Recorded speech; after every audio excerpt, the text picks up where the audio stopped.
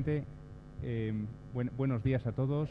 Bienvenidos a esta última sesión de la mañana. Me acompañan en la mesa don Ramón Tamames y don Juan Delgado. Don Ramón Tamames en realidad no necesita presentación. Es, entre otras cosas, uno de los profesores más reconocidos españoles, un experto internacional y nacional de estructura económica, y hoy tenemos el honor de recibirle y de poder escucharle. Asimismo, en lo que nos ocupa, don Ramón en la transición fue miembro del Congreso de los Diputados y firmante de la Constitución española. Asimismo, nos acompaña Juan Delgado, que es el responsable del suplemento de Economía de La Razón. El formato que vamos a realizar es más bien una entrevista coloquio. Y dado que vamos un poco justos de tiempo, pues podemos comenzar. Muchísimas gracias.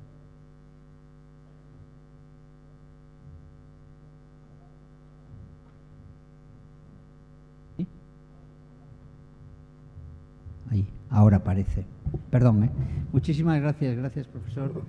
Bueno, es un placer charlar durante un rato con don Ramón Tamames, un nombre que lo he escuchado y leído desde mi tierna infancia. Recuerdo el domingo de Resurrección de 1977, paseando por Torre del Mar, Málaga, cuando iba con mi padre, que en paz descanse, y nos percatamos de que las paredes estaban repletas de carteles celebrando la legalización del Partido Comunista de España. Y entonces yo le pregunté a mi padre, aparte de Carrillo, ¿qué otros dirigentes tiene este partido? ¿Me estás preguntando? No, te voy a preguntar en 2 minutos. ¿Qué otros dirigentes tiene este partido? Y mi pobre padre me habló de 3, Dolores Ibárruri, Ignacio Gallego y Ramón Tamames. ¿Qué hacía un señor como usted, con un pensamiento económico de tintes liberales, en el PC? ¿Qué hacía un chico como usted en un lugar como ese? Bueno, saludo a todos, lo primero. Muchas gracias por esta invitación. Y esa pregunta tiene una respuesta sencilla y la diría incluso con las propias palabras de Carrillo en un momento dado, refiriéndose a una serie de miembros del PC. Nosotros siempre decíamos somos peceros, miembros del PC como Pradera o como, digamos, Sánchez Dragó u otros que estuvimos en la cárcel juntos el año 56 durante la rebelión estudiantil. Decían, estos no son comunistas. Y tenía razón Carrillo. ¿Por qué ingresamos en el PC, en el Partido Comunista de España, el año 56? Porque sencillamente era el único que estaba en la lucha contra el franquismo. El único. Y nosotros hicimos ese manifiesto del 56 que era dirigido al gobierno de la nación, con un cierto respeto inicial, pidiendo un congreso libre de estudiantes en un ambiente democrático progresivamente y planteando la reconciliación de todos los españoles. Allí es donde nace la doctrina de la reconciliación, pasar página de la guerra civil, ir a una amnistía plena de ambos lados y empezar el nacimiento de una nueva España democrática. Naturalmente, pedirle a Franco eso el año 56 era, como se dice coloquialmente, como pedir peras al olmo. Lo que se hizo fue suspender el fuero de los españoles, la primera vez que se había hecho. El fuero databa de 4 o 5 años antes. Se había hecho para dar la idea a los aliados y sobre todo a Estados Unidos de que había una democracia orgánica en España.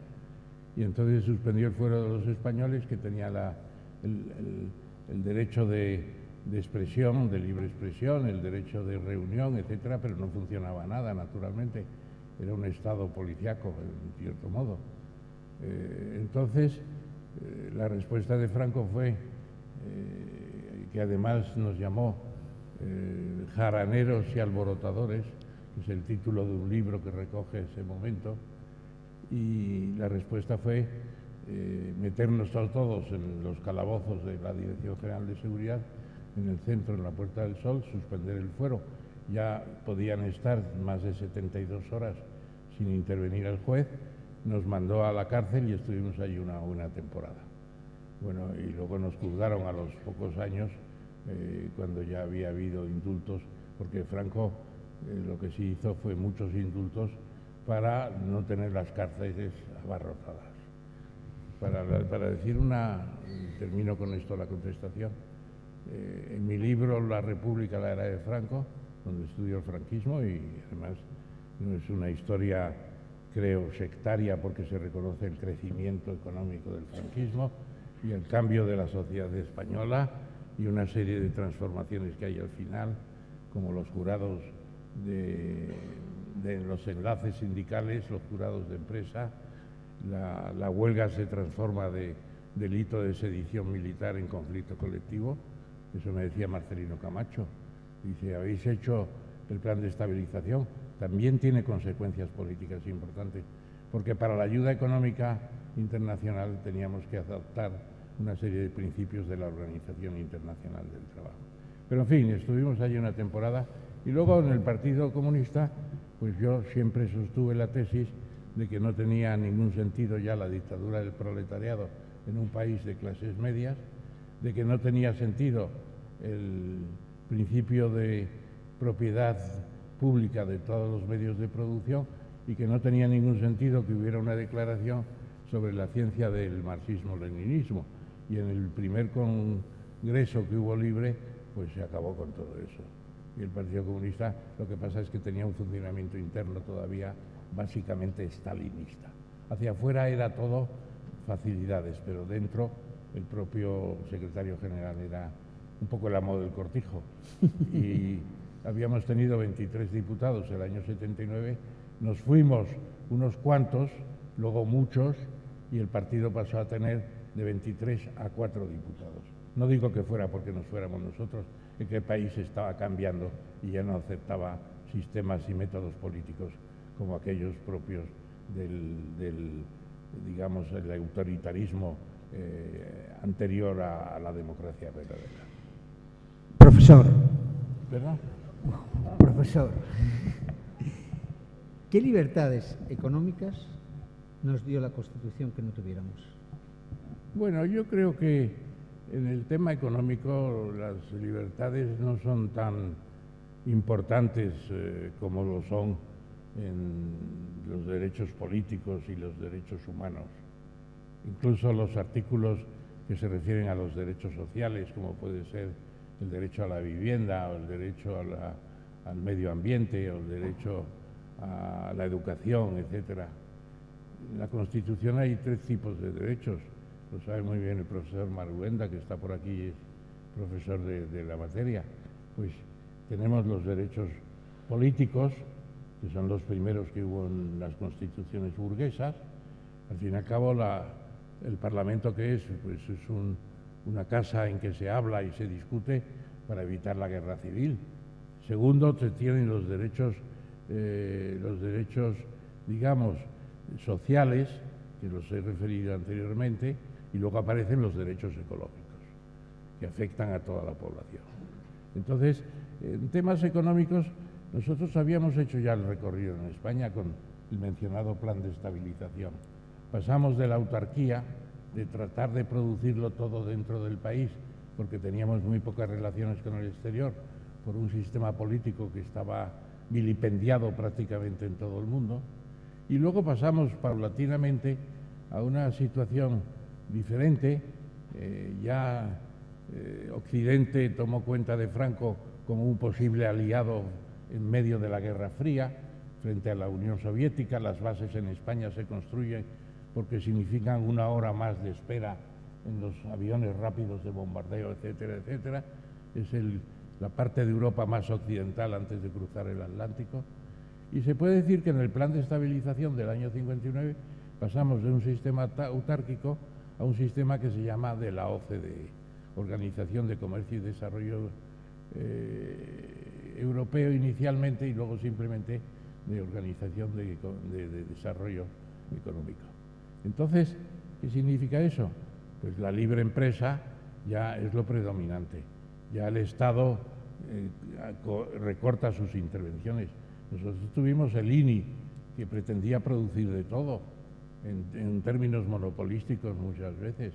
Teníamos empresas públicas que abarcaban todo, porque se decía hay poca iniciativa privada. Bueno, pero el cierto es que había mucho estatismo. Y había un sistema, además, fiscal, en el cual pues el peso de los gravámenes estaba en los impuestos indirectos, con un peso sobre todo mayor para los que tienen menor renta.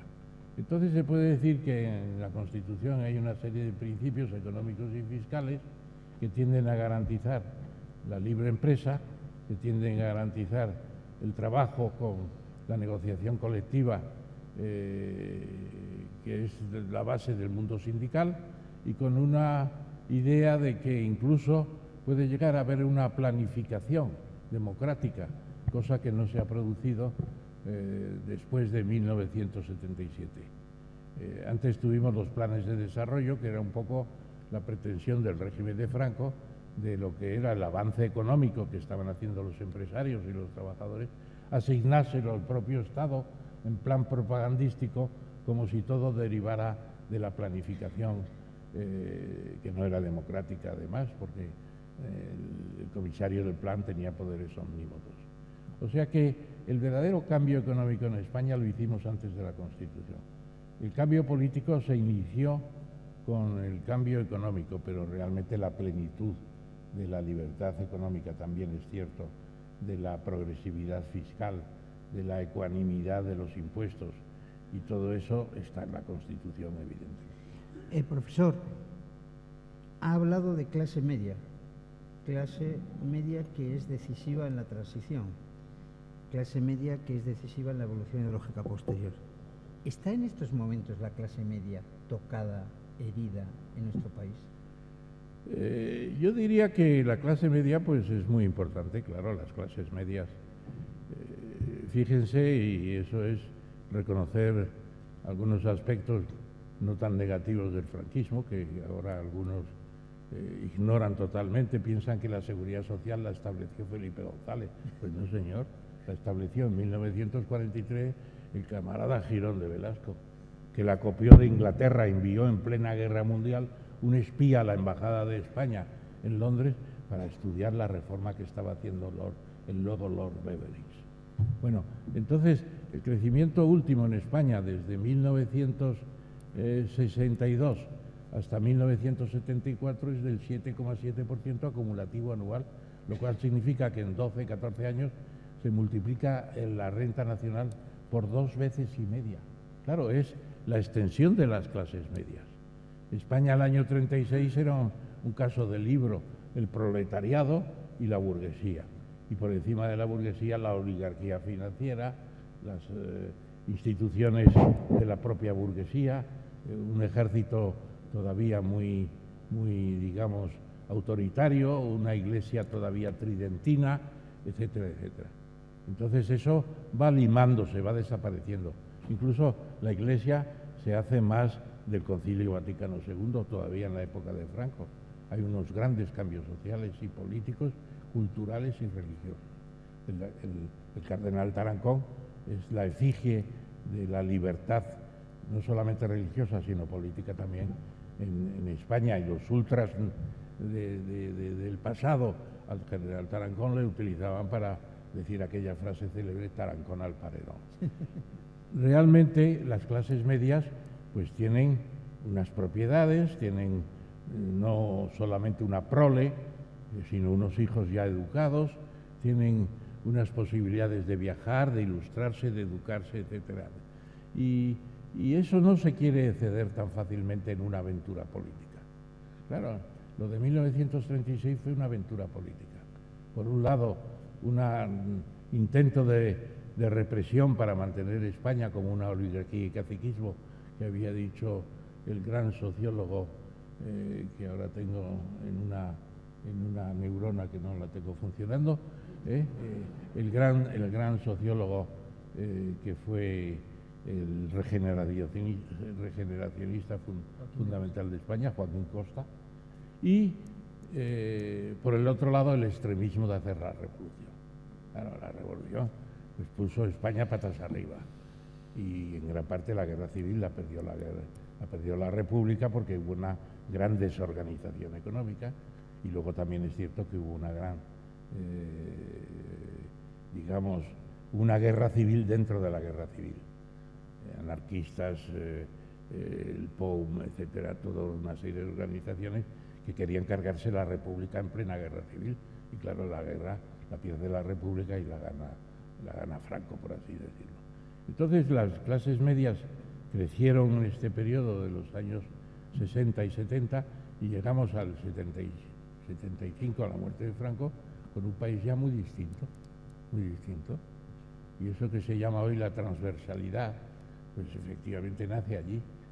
Allí ya no son partidos de clase, el PSOE no es un partido de clase, quiere abarcar a votos de la clase media. El PC incluso también es transversal en un momento dado, la gran reconciliación de todos los españoles. Y evidentemente esas clases medias permitieron una transición, un pacto entre los viejos, antiguos franquistas evolutivos y los partidos de la izquierda, de la oposición clandestina, e incluso algunos monárquicos y algunos liberales que no querían a Franco, evidentemente. El pacto fue posible por eso. Antes de meternos con lo que es propiamente la economía más actual, la evolución económica, a mí me gustaría hacer una pregunta. Ha hablado de derecho a la propiedad, reconocido en la Constitución. ¿Se está protegiendo adecuadamente el derecho a propiedad? ¿Se está combatiendo correctamente el fenómeno Ocupa? Hombre, yo creo que sí, que básicamente sí. Se está protegiendo la propiedad, yo creo que sí. Es un principio desde el derecho romano. El ataque a la propiedad ya existía en Roma con la expropiación. Existe en nuestro caso con la expropiación más o menos forzosa, en casos en que hay necesidad de un cambio de propiedad por utilidad social, indemnización justa, etcétera, etcétera. Y eso se ha practicado, la expropiación, en muchos casos. La reforma agraria de la República pues era un ataque a la propiedad privada, desde luego del campo, pero con métodos jurídicos y con una cierta seguridad jurídica. Otra cosa ya es en plena guerra civil, cuando la ocupación de fincas ya se hace de otra manera. Y yo creo que sí se está respetando la propiedad. Además, el 80% de los españoles, que creo que es casi el 85%, viven en su propia casa. En Francia está por debajo del 50%, en Alemania por debajo del 40%. Y luego además el 60 y tantos % de los españoles tiene una segunda residencia, en general muy poco utilizada, es un lastre económico para el país. Lo que se gasta uno en una casita en el campo y visitarla todos los fines de semana empleando el tiempo, ese dinero se puede viajar por todo el mundo en los mejores hoteles, seguramente. No se lo recomiendo a ustedes que vayan a la segunda propiedad. Es mejor ver el mundo con más... Además contribuye al quietismo de la sociedad española. Nadie se mueve. En Estados Unidos, por un aumento del 10% de sueldos, se van de la costa este a la costa oeste. Pasar digamos, de Ocaña a Villalba, dentro casi de la Comunidad de Madrid, hay que elevar los salarios un 50% para movilizar a la gente, porque tienen una vivienda, porque no quieren venderla de pronto, porque perderían dinero, porque están en los colegios, etcétera, etcétera. Bueno, pues yo creo que sí se respeta la propiedad. Otra cosa es que haya un impuesto sobre el patrimonio, en donde sí puede haber elementos de leva de capitales. ¿Es confiscatorio ese impuesto? Porque, claro, porque el impuesto sobre el patrimonio es confiscatorio, efectivamente, aunque sea con porcentajes bajos, pero permite llegar al impuesto sobre la renta a mucho más. No solamente sea el 52% de impuesto marginal máximo de la renta, sino que la extracción de renta puede llegar hasta el 70% del patrimonio vigilado.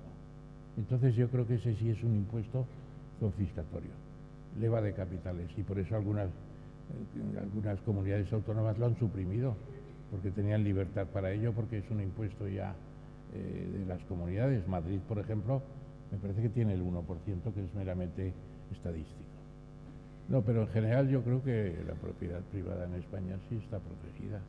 Otra cosa es lo que plantee de algunos partidos con el populismo, de ir a expropiaciones sin fundamento, porque la expropiación tiene que ser sobre la base de la utilidad pública, de la fijación por los tribunales de la indemnización y del pago efectivo de la indemnización. Claro, eso sí, se puede expropiar, pero con unas garantías.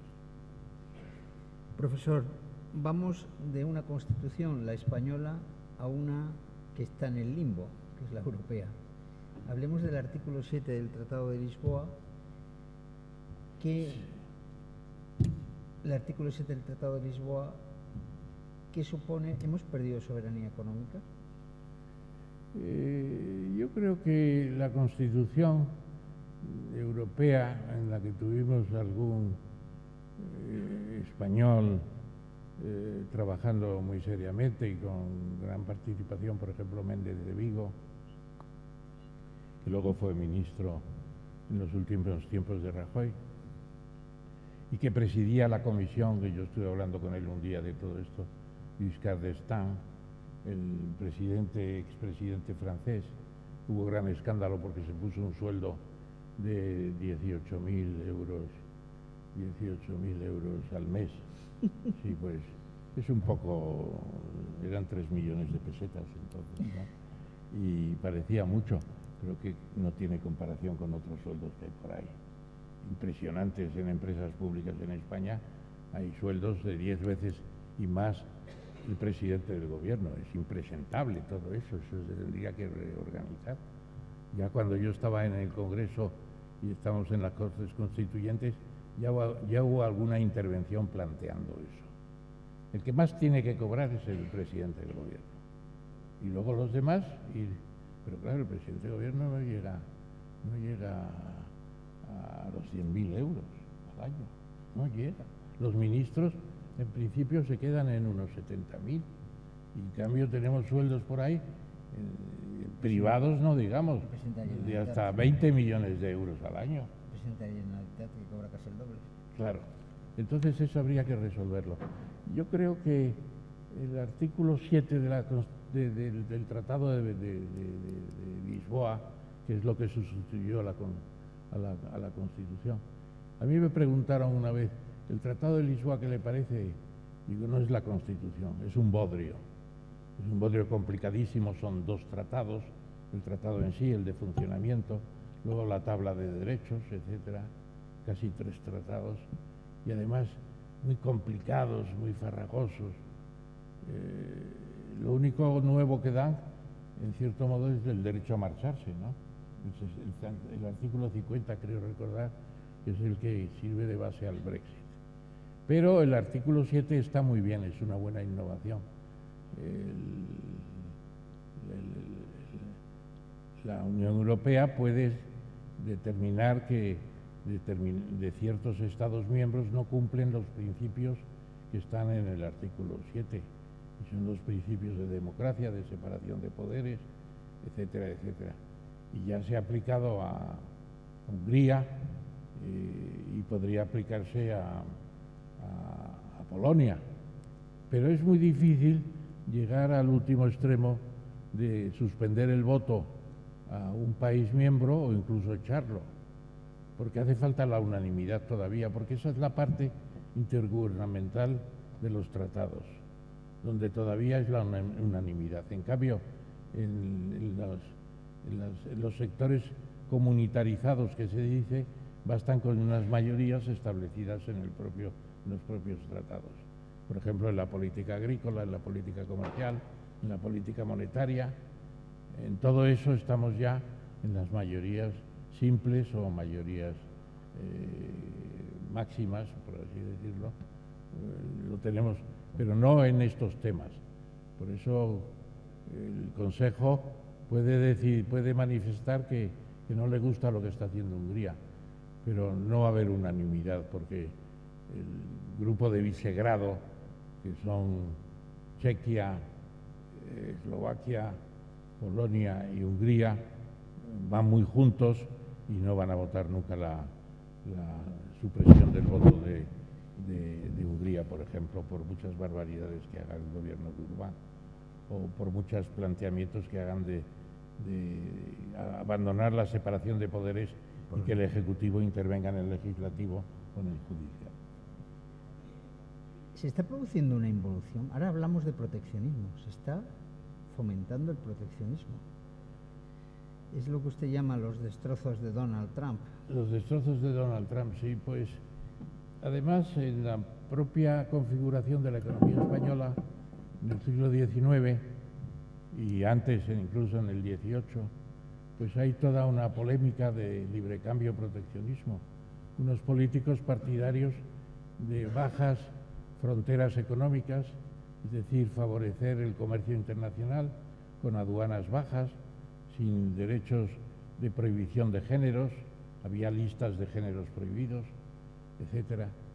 Y en cambio otros están por el proteccionismo, dicen. Al final se decía en España en el siglo XIX, al final es, si no tenemos proteccionismo no vamos a fabricar ni un clavo. Llegó a decir, parece ser, el propio Cánovas con su arancel de 1892, que fue el triunfo del proteccionismo. Anteriormente había habido un triunfo parcial del libre cambio en 1869, con el arancel llamado de Figuerola dentro del gobierno de Prim, que fue un gran innovador en muchos aspectos. Y no era tan liberal, porque lo que hacía era proteger las industrias nuevas y luego suavizar los aranceles cuando esas industrias nuevas fueran competitivas. A mí si me preguntan por qué está usted ahora, yo en el mundo ahora, con unas tecnologías a las que tienen acceso todos prácticamente, estoy por el libre comercio naturalmente. ¿Por qué? Porque crea mucha riqueza. El desarrollo de China sería imposible con un régimen proteccionista, pero China ha tenido todo el periodo de la globalización, ha exportado lo que ha podido y ha querido, porque entraba en los mercados, cierto que con precios muy bajos, por un principio de la economía china que eran salarios muy bajos al tipo de cambio. Entonces, naturalmente, pues se ha convertido ya en la primera potencia económica del mundo en términos de paridad de poder adquisitivo. El 27 de... no me desvío, es un tema de atención. El 27 de noviembre llegará a España Xi Jinping, el presidente de la República, secretario general del Partido Comunista, presidente del grupo militar, es como dice Juan, pues el nuevo Mao. Y además estoy leyendo un libro que es fantástico y que veo que todavía ha entrado poco en España, es de un tal Grisham, vamos a ver, sí, me acuerdo del nombre y ahora no me acuerdo del nombre. Bueno, se llama Destinados a la Guerra y es la idea de que China está creciendo tanto y que además está creciendo bien. Eso es lo terrible, que con el monolitismo del Partido Comunista, Xi Jinping está en una lucha contra la corrupción, en una lucha por la eficacia, la eficiencia, es una meritocracia. Allí todos los que se nombran para los cargos saben lo que van a hacer, en la mayoría de los casos. Y entonces él dice que el año 21 van a doblar el PIB, supongo que en términos de poder adquisitivo también, van a doblar el PIB de Estados Unidos, a los 100 años de haberse constituido el Partido Comunista de China. Y a los 100 años de haberse constituido la digamos, República Popular China, en 2049, fue en 1949, el mensaje de Mao en la plaza de Tiananmen, se constituye la República Popular de China después de haber acabado las guerras civiles, etc. Pues para entonces será triple el PIB. Claro, de ahí surge un tema que no sé si abordaremos luego, pero lo dejo aquí. China se ha convertido también en el paladín del libre comercio. Y Trump, pues ahora sí tiene unos beneficios inmediatos del proteccionismo, pero a medio y largo plazo la falta de libre comercio en la frontera de Estados Unidos será negativa incluso para los propios Estados Unidos. De eso podemos estar seguros y digamos, los premios Nobel norteamericanos de economía ya se lo han dicho varias veces a Trump. Pero, profesor, hablamos de China con un entorno, pero China tiene muchos problemas. Tiene un sistema financiero bastante tóxico, tiene una juventud que se marcha, tiene unos derechos sociales que no existen, está haciendo dumping. Bueno, me gusta hablar con una persona que está bien enterada, como Juan Delgado, claro. Muchas gracias. No es que le ponga unas halagüeñas con decoraciones. Es verdad, China tiene problemas, si no sería el paraíso. Claro, hay pleno empleo, sí. Puede haber digamos, empleo de baja productividad en algunos sectores todavía también. Puede haber algunas empresas estatales donde están refugiados miembros del partido viviendo de la sopa boba, pues en parte. En cada planta de un museo hay 30 o 40 personas. Pero se está luchando contra todo esto. Se está luchando contra todo esto. Y la propia escasez de fuerza de trabajo ya, como consecuencia de la política del hijo único que ha durado desde 1980, o sea, ya 38 años, se ha desmontado hace un par de años, pues eso ha creado una población china muy envejecida ya, y con una parte de la pirámide de población, que es como un pino clásico, pues una parte, la actual, hasta los 40 años, muy endeble, muy encogida, y luego una parte muy envejecida arriba y muy numerosa. Va a tener problema de pensiones también, como tiene España. Nosotros estamos demográficamente peor que China, peor que China.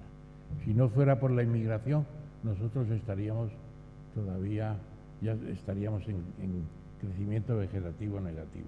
Entonces, bueno, la carrera Estados Unidos-China... No, lo que pasa en la carrera de Estados Unidos-China es muy interesante. En el libro de Graham Allison, ya llegó la neurona, Salió.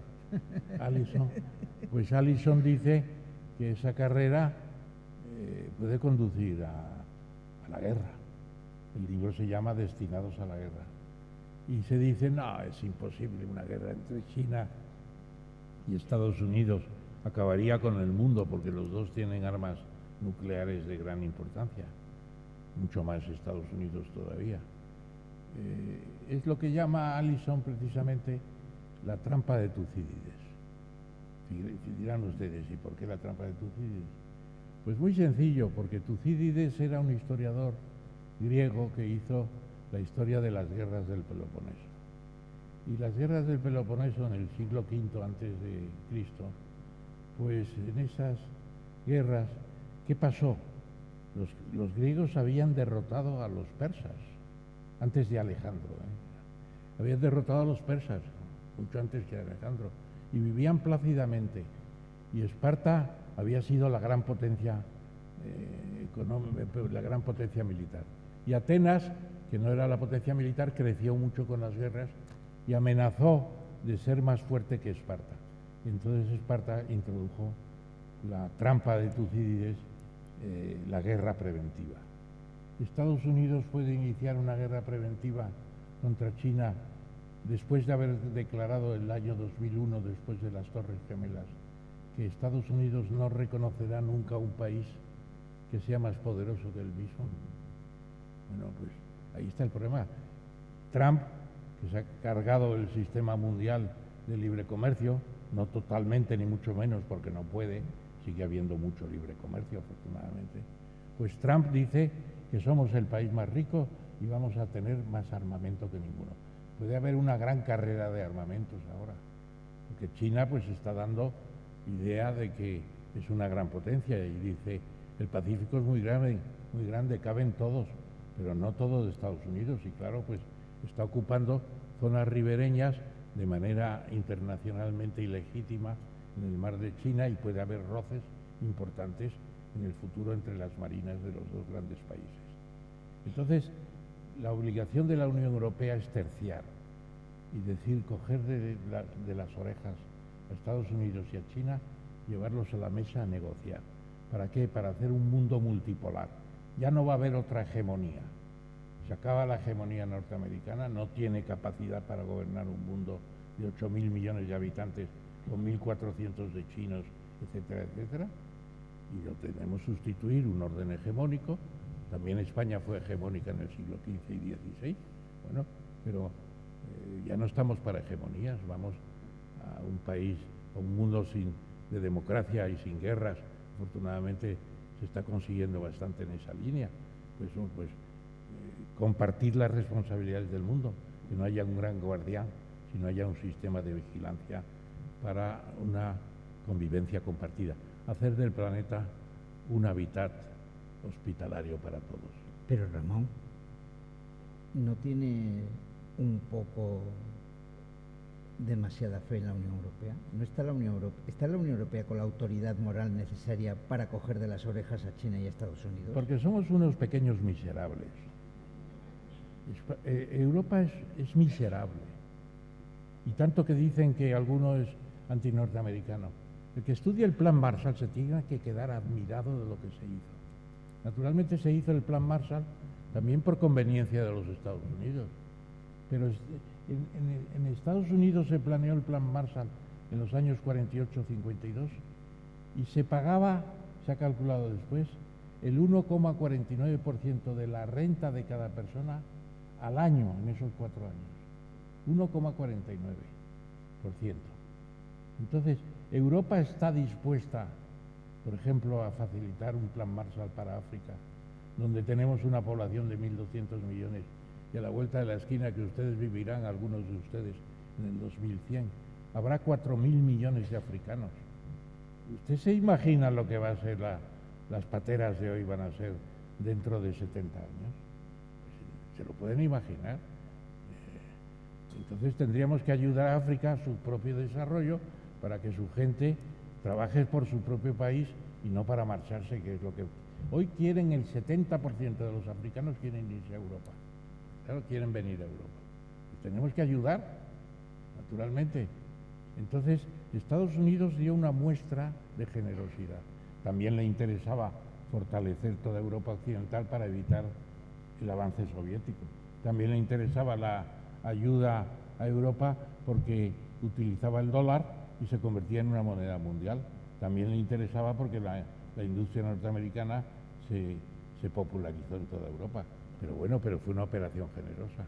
¿Y Europa cómo está? Pues está con un tiquismiquis. Todos nos quejamos de los impuestos. Un impuesto pro África, ¿cómo caería?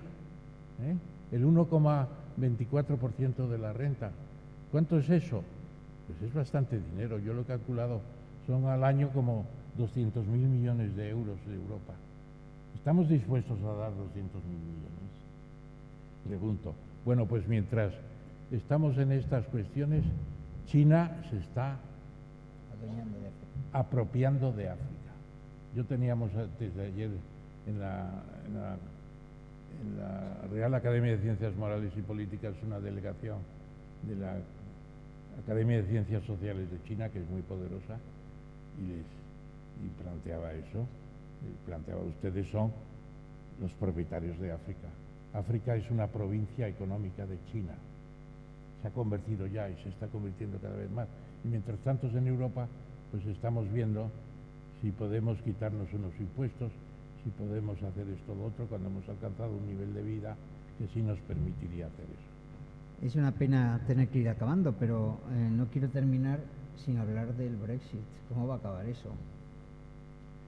Pues se podría decir en una frase que mucha gente no sabe cómo interpretarla, pero que tiene un sentido muy claro, como el Rosario de la Aurora. Acabó como el Rosario de la Aurora. Bueno, hay un libro que les recomiendo de un autor navarro, no recuerdo el nombre, se titula El sentido de los dichos y explica todo. Sí. No, yo voy a buscar en casa cuando llegue el Rosario de la Aurora. Bueno, pues el Brexit puede acabar de cualquier forma. Claro, dicen, ¿por qué no se acepta el principio de la Unión Europea y de los políticos irlandeses que hicieron el gran pacto de pacificación? Hay que mantener libre esa frontera entre Irlanda del Norte y la República de Irlanda. Y eso exige un libre comercio, exige un Schengen local, un Schengen, ¿no? Schengen local, etcétera, etcétera. Y se tiene que mantener eso, si no se vuelve a IRA y se vuelve a una frontera a destrozar con explosivos, que ya han dicho los reminiscentes del IRA. Y luego además pues hay que garantizar un buen comercio entre toda Europa continental y el Reino Unido. Y entonces las propuestas que hay no convencen a nadie, ninguna, no se ha llegado a una transacción y puede acercarse el 29 de marzo del 2019, que es el día de la ruptura, y entonces una ruptura sin acuerdo sería un desastre, sería caótica, se aplicaría el arancel exterior de la Comunidad Europea, de la Unión Europea a los británicos y se romperían muchos acuerdos que permiten la libre circulación de personas, libre circulación de mercancías, libre circulación de factores, de capitales, etcétera, etcétera. Queda la alternativa que a mí no me gusta, porque creo que el Brexit es un castigo, en cierto modo, que ellos mismos se han impuesto. No es un sentido mesiánico o de castigo, de venganza, pero los británicos son muy suyos, son muy imperialistas, sobre todo las clases medias y las clases bajas. Son muy imperialistas. ¿Se acuerdan de aquella serie Up and Down? Up estaban los nobles, eran todos cosmopolitas, y abajo estaban los imperialistas del imperio, de la libra esterlina, de la bandera, del Commonwealth reforzado, etcétera, etcétera. Bueno, pues, y además, Inglaterra lo que ha hecho es parar el progreso político y económico de Europa. Siempre se ha opuesto a las grandes medidas de defensa, de política exterior, etcétera, etcétera. Entonces, ¿qué vamos a hacer sin Inglaterra? Avanzar mucho más. ¿Qué va a hacer Inglaterra sin nosotros? Pues sufrir. Yo creo que sufrir hasta que tengan una gran zona de libre comercio. Ellos quieren un Hong Kong inmenso. Eso es muy difícil. Y luego además está la opción última, que a mí no me gusta porque sería volver a lo mismo, que es el segundo referéndum. Pero está ganando mucha fuerza el segundo referéndum. Está el alcalde de Londres, el señor Khan, que es pakistaní de origen y es una personalidad. Está el propio Tony Blair. Hubo una manifestación de 600.000 personas el otro día en Londres y puede haber un segundo referéndum. La señora Theresa May dice que no, pero en la Unión Europea estarían dispuestos a aceptarlo. Profesor, decano, muchísimas gracias. Él ha recomendado varios libros. Yo voy a recomendar uno que me compré en la Navidad de 1993 y que fue ese año el Premio Espasa de ensayo, que es La España Alternativa de Ramón Tamames. Libro muy interesante y la verdad es que he de confesar que cada página que leía me planteaba lo siguiente: ¿este pensamiento estaba en su subconsciente mientras su bandera era la de la hoz y el martillo? ¿O ha sido una evolución fruto del trabajo y de la reflexión? Muchas gracias. Bueno.